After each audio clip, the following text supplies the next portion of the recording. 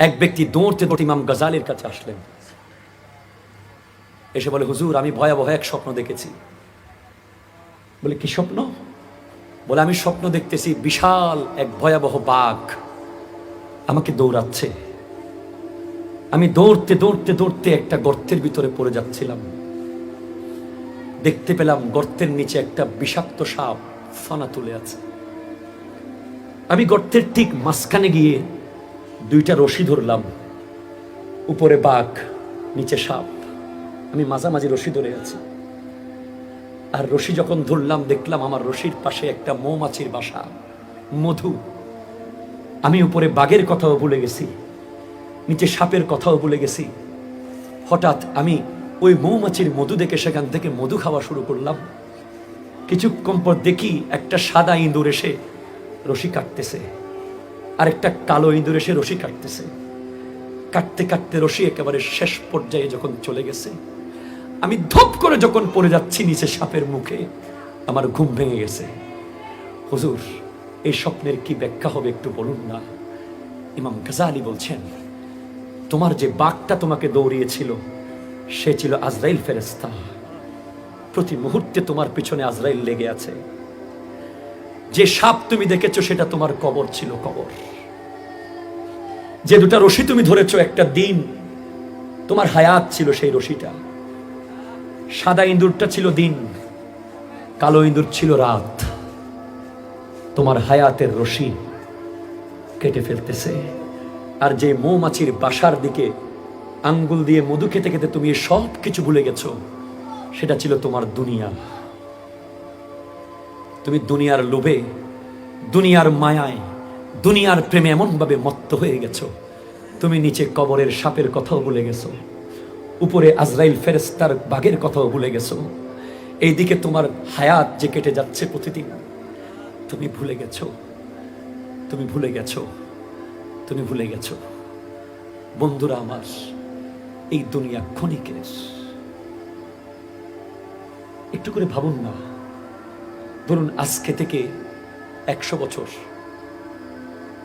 2120 সাল, 2120 সাল, আমরা কেউ কিন্তু থাকবো না। এখানে যারা আছে কেউ থাকবে না। কথা বলেন না ঠিক? আজকে থেকে 100 বছর পরে এখানে যারা আছে কেউ কিন্তু থাকবে না। এই প্যান্ডেল থাকবে, এই স্টেজ থাকবে, এই সাউন্ড সিস্টেম থাকবে, কিন্তু এখানে এতগুলো প্রাণ, এতগুলো জীবন, এতগুলো রূপ, একজনও থাকবে না। সবাই মাটির নিচে থাকবে। এবার একটু আজকে থেকে 100 বছর আগে পিছনে যাই। 100 বছর আগে এই মাঠে আপনার দাদার দাদা ছিল, আপনার দাদার দাদার দাদা ছিল। কয়জন স্মরণ করেন, খেয়াল করেন তো। দাদার দাদার নাম জিজ্ঞেস করলে অনেকে পারবে না, ঠিক কিনা বলেন না?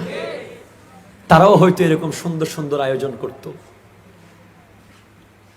আজকে তাদেরকে আমরা কেউ স্মরণ করি না। বছরে একবার কবরের পারে যাওয়ার সুযোগ আমাদের হয় না, ঠিক কিনা বলেন না? অথচ তারাও কিন্তু এই পৃথিবীতে যখন ছিল, জীবনটা কোরবান করে দিয়েছে পরিবারের জন্য, বিল্ডিং বাড়ির জন্য, গাড়ির জন্য, সমাজের জন্য যুদ্ধ করেছে। আজকে তারা মুছে গেছে আমাদের জীবন থেকে। তাদের কথা আর কেউ বলে না।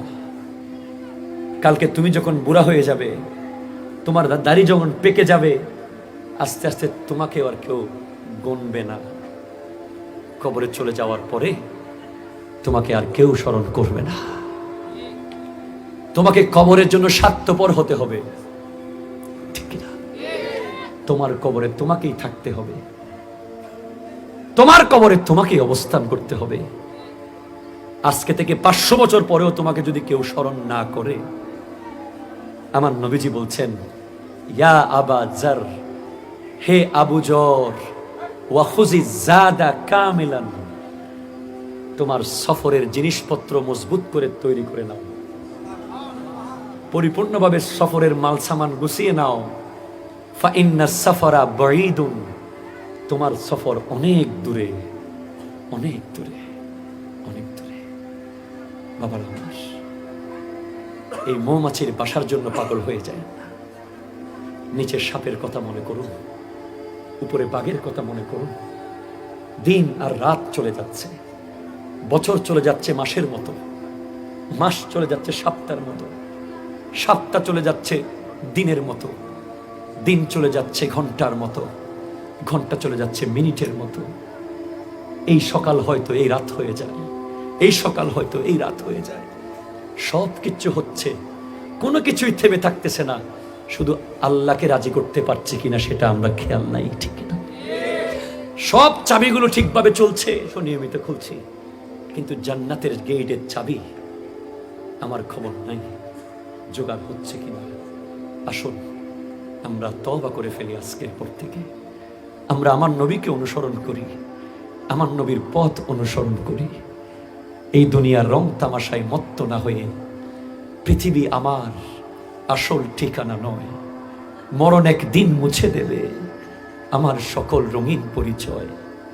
মিছে এই মায়ারি বন্ধন, মিছে এই মায়াবী ক্রন্দন, মিছে এই দুনিয়ার রঙ্গমঞ্চে আসলে কেউ কারো নয়, আসলে কেউ কারো নয়, আসলে কেউ কারো নয়।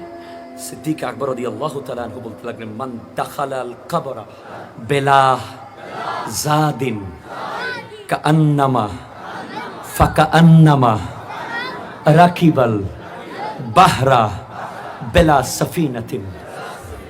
যে ব্যক্তি কবরের সামান নেওয়া ছাড়া কবরে চলে যাবে, সে যেন নৌকা ছাড়া সাগর পাড়ি দিচ্ছে।